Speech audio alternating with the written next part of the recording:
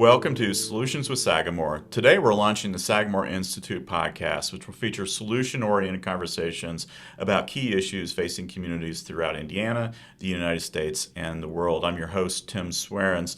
In our inaugural episode, Sagamore President Teresa Lubbers and Sagamore Fellow Derek Redelman discuss the future of our state and national economy and what leaders in Indiana must do to prepare for the transformational changes ahead. Derek, would you introduce Teresa to our listeners? Yeah, great. Thank you, Tim. And this is our first in a series focused on Workforce 2040. And no better person to have with us than Teresa Lubbers, the president of Sagamore Institute and a longtime commissioner for higher education. I knew you were when you were just a state senator, just a state senator. Done a few things in my old life. I never forget my first day at the State Chamber of Commerce. Chris Lamoth was the president at the time, and he said, "I want you to go over to the State House. There's a young lady there. She just got elected to the Senate. I think she might even represent you. You did. I want you to find out, ask her about charter schools, find out what it is, and help her with it." I appreciate the help. I needed all the help I could get. and that's where at least the two of us got started, and one of your big accomplishments, Yes. one of many. So we're here to talk about Workforce 2040. You released a book a year ago, almost to the date. Tell us, what was the reception to that? This is the book, Workforce 2040, and we really worked on it for almost a year. I think the reception was positive, and really, I was very interested to know just how much the people who were involved in this book cared about it. As you know, Derek, we really chose to do this a little differently than we've done in the past. We really wanted to engage with people who would not only care about the issue, but would have something to do with preparing Hoosiers and the state as well. So our goal all along was to make sure this wasn't a book on a bookshelf, but it was a process that went on that really awakened people in Indiana to the fact that the world is changing and we need to be prepared. So I would say that it exceeded our expectations in terms of people who really want to do something to make sure Indiana's better prepared. So a previous Hoosier resident, Hudson Institute, kind of got this idea started. Our with, prequel to Sagamore with actually Hudson. Yeah, with Workforce 2000, Workforce 2020. Now Workforce 2040. It's a little different, though. This one's a little different than those previous books. When I came here, I've been at Sagamore about 3 years now, and I was very much aware of Workforce 2000 and Workforce 2020. And you can't read a newspaper or watch any sort of news show without thinking about how quickly these changes are happening and the likelihood that people will be left behind unless we are intentionally planning for that. So I immediately said, it's been a long time since Workforce 2020 came out, and it's a good time for us to start thinking about Workforce 2040. But we did do it differently. In the past, you didn't have the ability to do things like we're doing today with a podcast. You put out a book, and you did meetings, and you hoped people did something with it. We knew that we could do this differently. And I also wanted to make sure that rather than just having this written by Sagamore with authors, that it actually engaged people in the community who would be doing this work. So about half of the book is written through us, and then about half of it is done with partners in this whole work. We really focused on 3 areas: the future of the workforce, and that was all about the demographics, who's going to be living here and what are the implications for the demographic cliff that's coming. We also focused on the future of work, so what jobs are coming, what jobs are going away, and how do we prepare for them? And then really the future of learning. How do we make sure that Hoosiers have the resiliency to change and reskill when these jobs change? So it was different. It kept to the theory of thinking about scenario planning. So if we do nothing, where would we end up? If we have a thoughtful but modest approach, what might we do? And if we were really thinking about predictions in a broader way, what would we be doing? And that's what a think tank should be doing. So you had I remember a very big gathering in downtown Indianapolis. Several hundred people were there for the kickoff. What were some of the things that really got people's attention?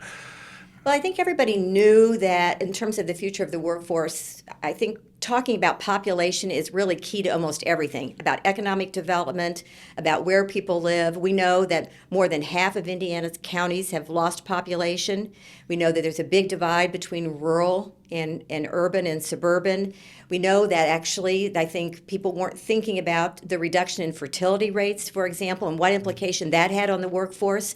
We now are a place where the natural population growth, which would be births over deaths, is no longer the case. We've gone from 2.1% of children down to 1.6. Well, think about that, the implications of that. So there's a brutal competition for workers, and I think people started to think about that.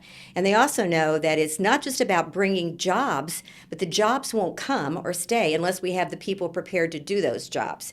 So I think, and then of course, over all of this is technology takeover and the implications of what that means in terms of learning and reskilling and the jobs that are coming and the jobs that are going away.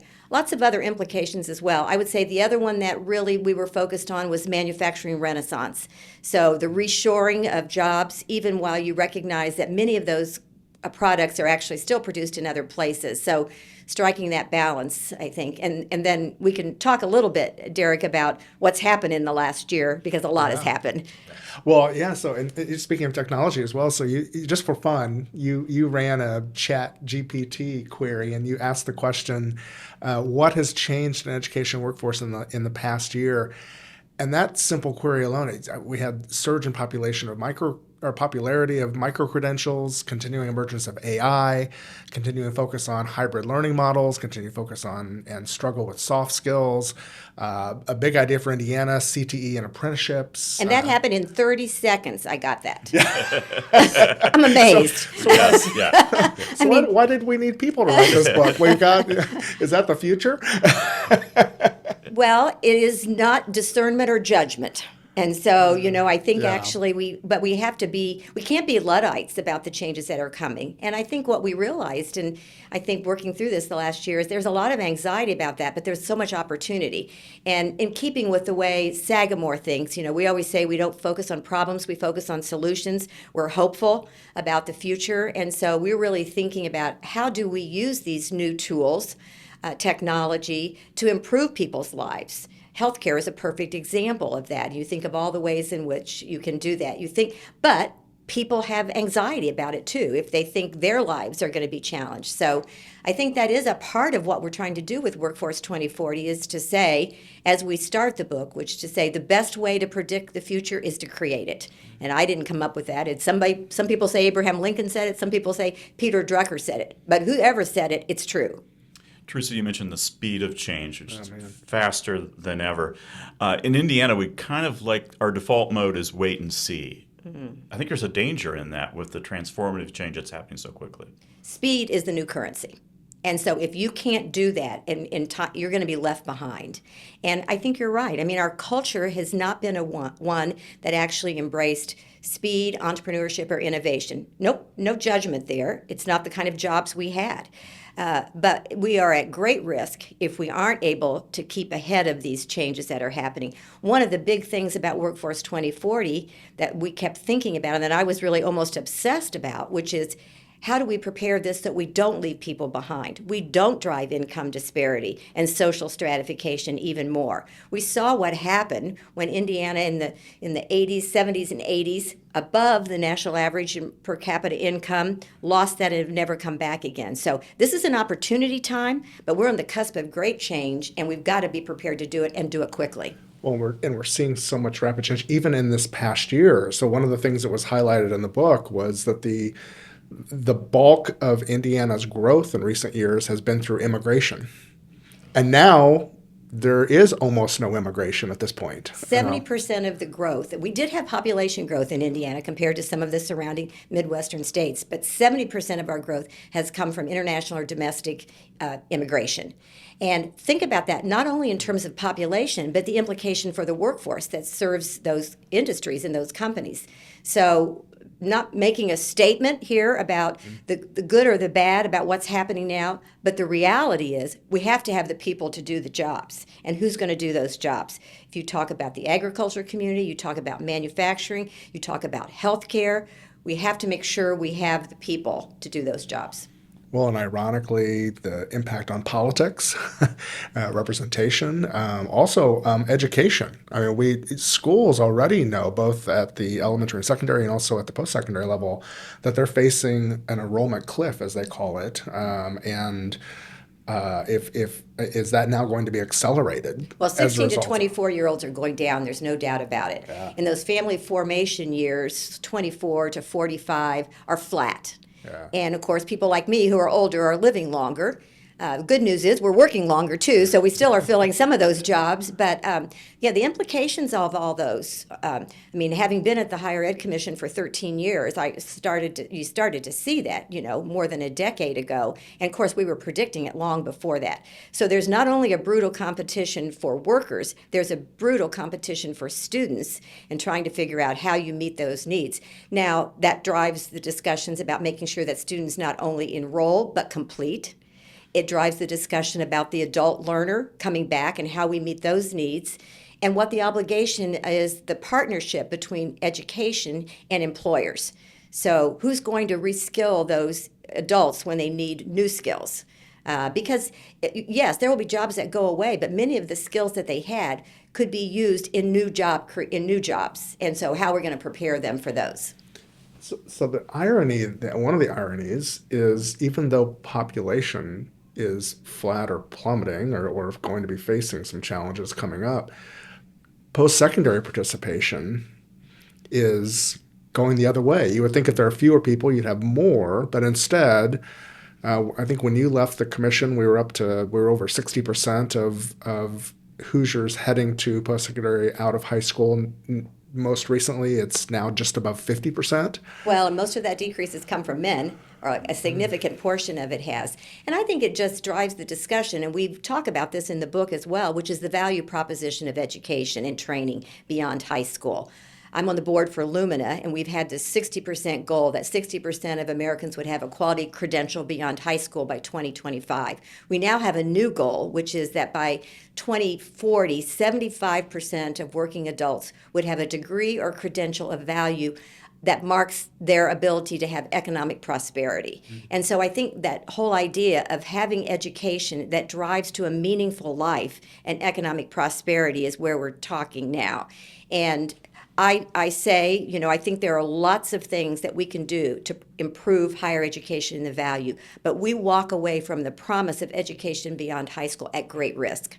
If you look at the skills and that people need to have, and you look at people who are not in the labor force, the number of people with a high school diploma or less, there's very little opportunity there. I'm not saying that everyone needs a 4-year degree, but you need a credential of value. Well, and it felt like we were making progress finally on getting that message clear, that we were trying to get people into post-secondary in a broad sense, not just 4-year college. And one of the things that happened under your watch was we started to do a much better job of tracking those who were going into some of those alternative learning opportunities. And so that was a part of what was reflected in some of the increases. We started to find ways of tracking that better. Mm-hmm. But now we are tracking it better, and the numbers are going down. So, wow. And we're a state that, we lead the country in getting kids into associate degrees in high school. And so you would think that would provide a jump start, and yet we're still declining. So something is off. Well, I think it has a lot to do with the trust that people have in institutions generally, whether it's politics, education, or whatever. I did see that in July, Gallup came out with a new poll that showed for the first time in recent years, the confidence in higher education went up. And so it's still not where it should be. And if you ask most people about their own family and their kids, they know they need some sort of education and training beyond high school. A lot of that has to do with this narrative that I can't afford. I can't afford what I need, what you tell me I need.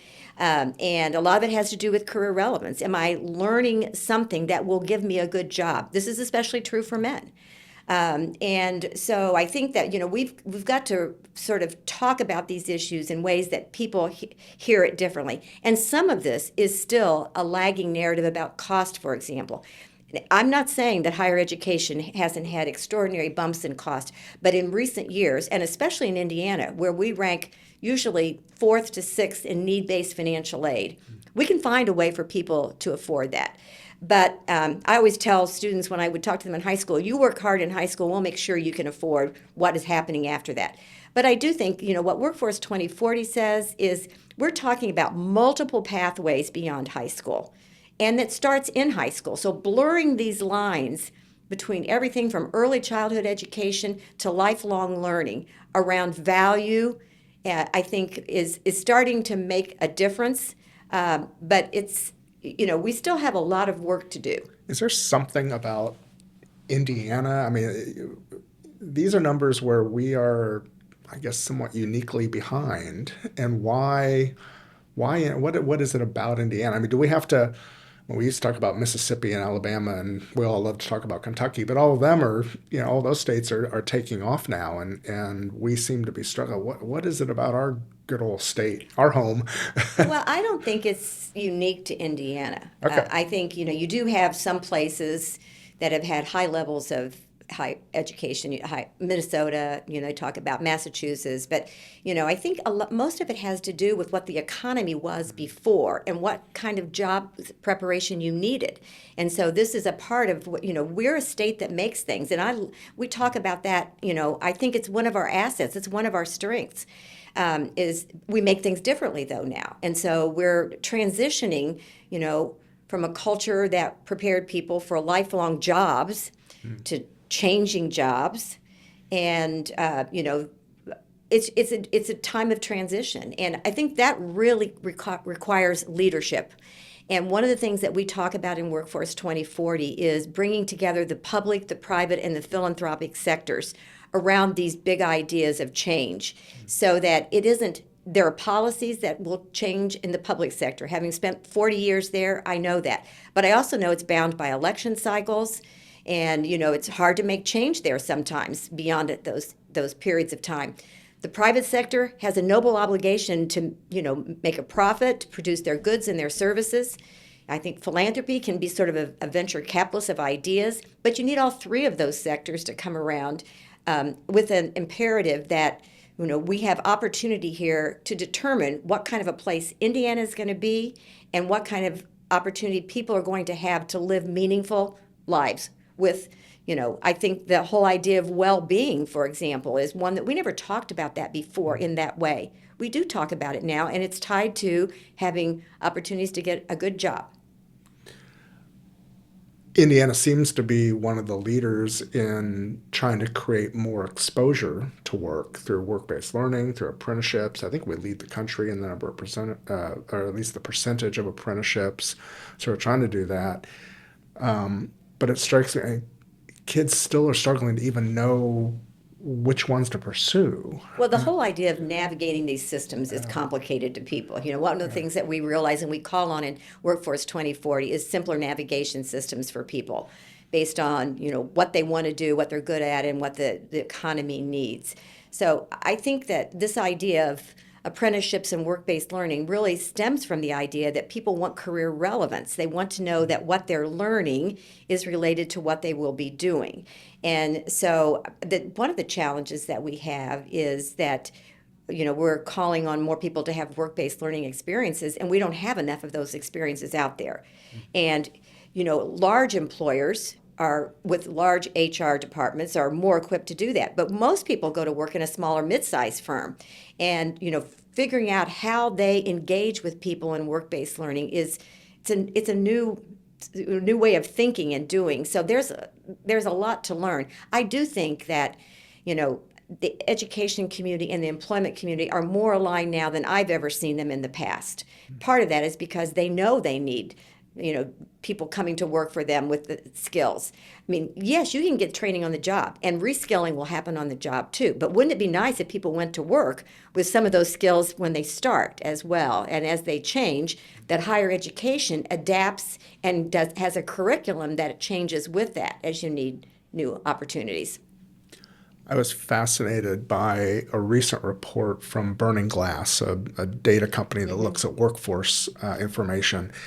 They found over 700,000 non-degree credentials. Some people will say 1 million. Maybe so.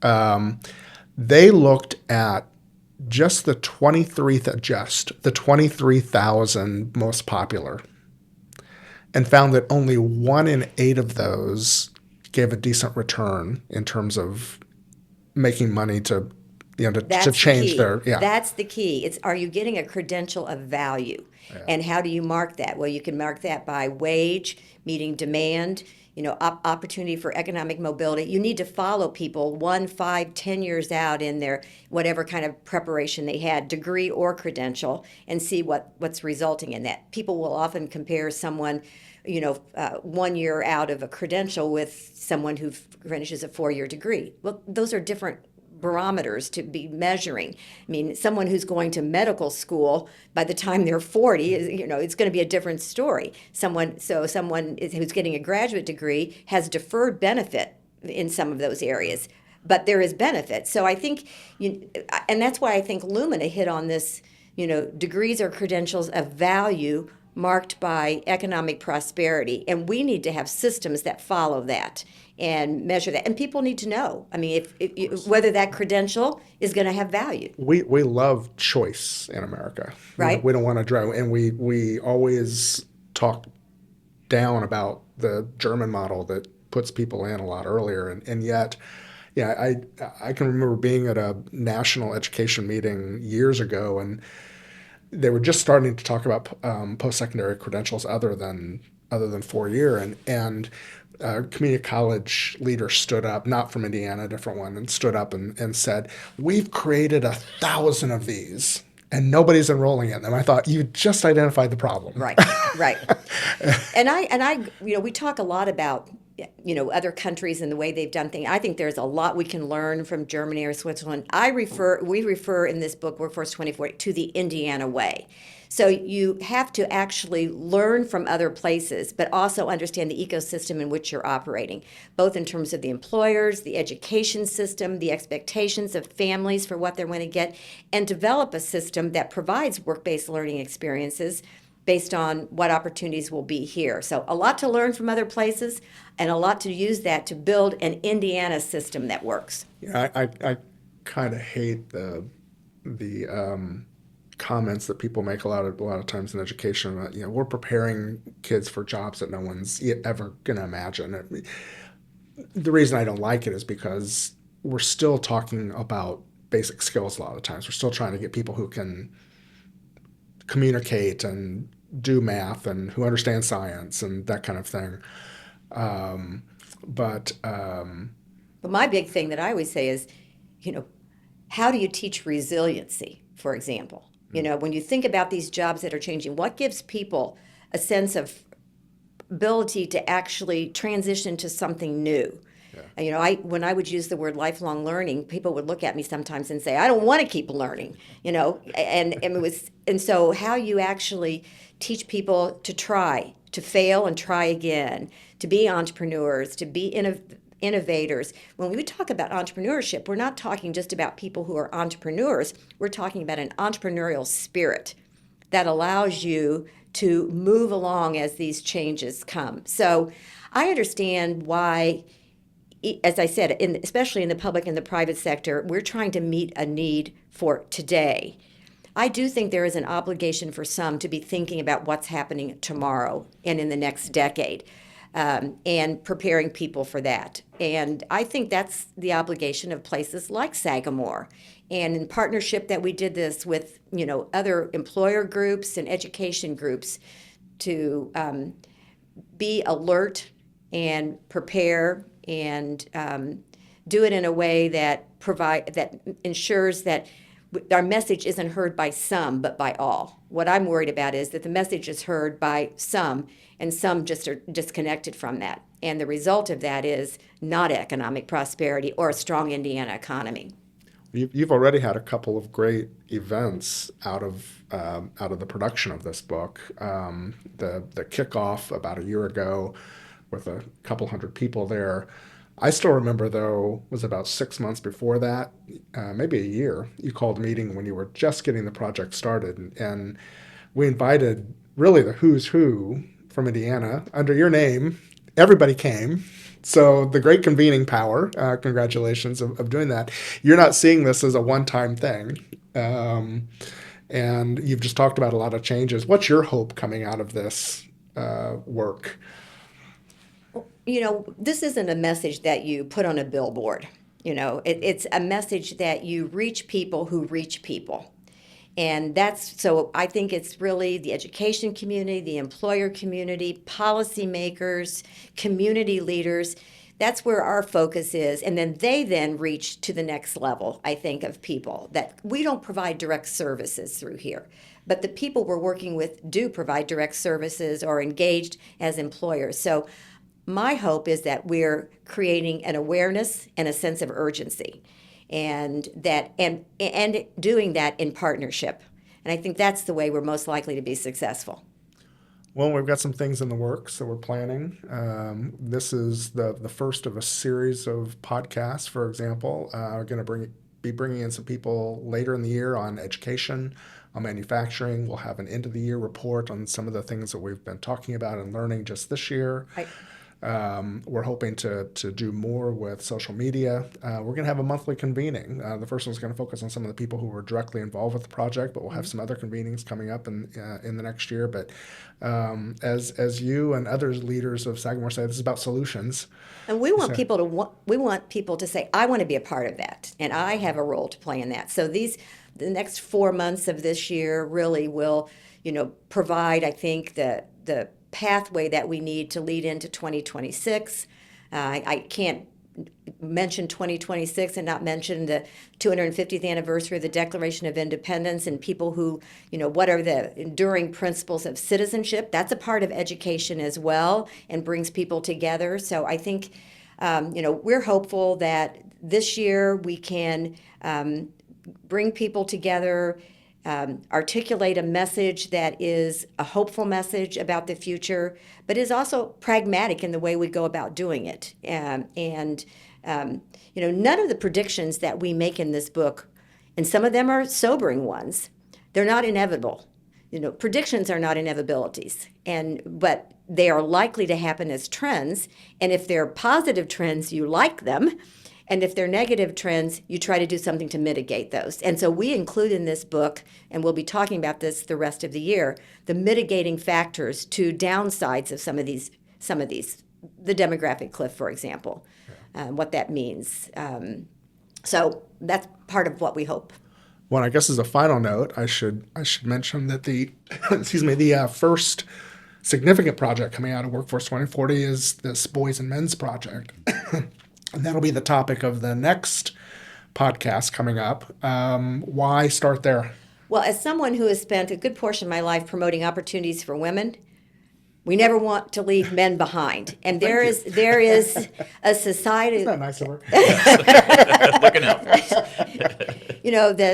This is really serious implications when you see that from an education standpoint, from an employment standpoint, from a well-being standpoint, many of those numbers are not what we need. We especially see this, of course, in poor rural areas or poor urban areas, but it transcends beyond that. So our goal, when we'll be talking about that, is this is an initiative under Workforce 2040. So as we think about Workforce 2040 and we disaggregate some of this, by geography, men and women, opportunities by sector, this is an important part of the discussion. Well, thank you for your continuing leadership. It was a blessing to meet you. I don't know how many years ago. I'm not going to say. Yeah, we don't know. Just a couple. And then to continue working with you, and appreciate your leadership on this, and looking forward to working with you more on this project and others. Well, I'm grateful to still do work that I think is purpose-driven and I'm no less passionate about this work than I was when we met. Awesome. Thank you, Teresa and Derek. Sagamore Institute is an Indianapolis-based think tank focused on economic and educational opportunity, national events, and civic health. To learn more about these issues discussed today, please visit sagamoreinstitute.org. Thank you for listening.